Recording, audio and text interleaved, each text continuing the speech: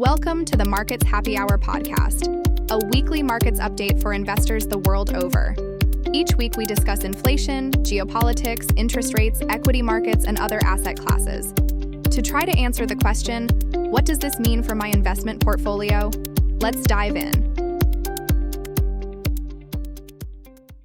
So I want to get there, but I want to go back to the one thing you said about TPA and AI, where I don't know that spreading the risk is necessarily the right thing. I actually think you want to think about where is the biggest asymmetry. Because if you think about if you could own a data center bond or a hyperscaler, and they're both levered to the AI thesis working out, but your upside in that data center is capped, it's more bond-like, and your upside in the hyperscaler is much greater.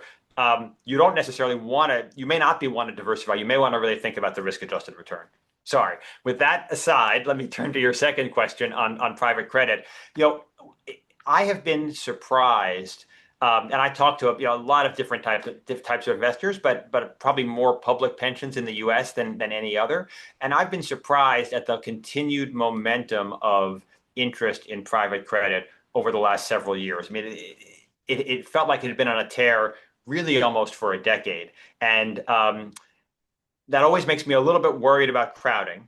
I would acknowledge it is a huge space. I mean, the credit space in general, writ large, is enormous. And the idea that private credit may offer borrowers better terms, better ability to close, better flexibility, like there is room for this to really be a revolution and to take a big piece of the pie. So there's room for that.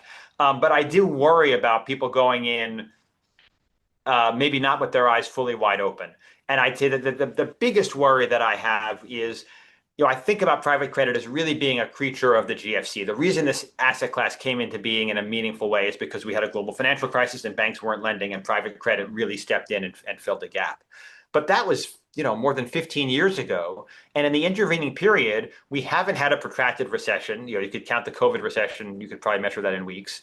We haven't had a default cycle. You had a little trouble in energy in the mid-teens, but you really haven't had meaningful defaults anywhere. So I just think it's ripe for overconfidence. And so to me, if I'm thinking about private credit, I would focus very much on a PM who has a fixed income mindset, who's more worried about return of capital than return on capital, who's not trying to squeeze every basis point of return, but really is thinking conservatively. And that also extends, this goes back to the HSBC point, to leverage.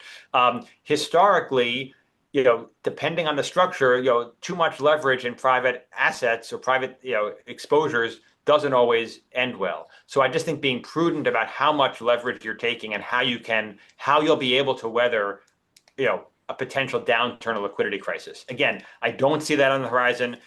I talked about conditions being benign, but I do worry about, when it turns, could it be ugly? Well, I think this is a nice segue to my last slide, but I just wanted to pick up. You mentioned private credit being a kind of a creature or a birth in the GFC. I also think it's a creature of private equity firms who have obviously needed this. Maybe it's related to that same point.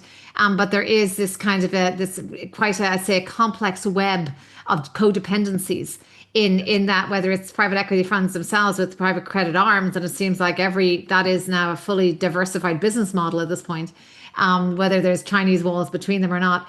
And equally then there's this codependency and interrelationship, which is something we're seeing all over the place in AI in terms of its demand, supply, kind of connections. So again, how these relationships result in problems being either concealed or kicked down the road because it's in everyone's interest to do it. It is not a traditional arm's length type of relationship.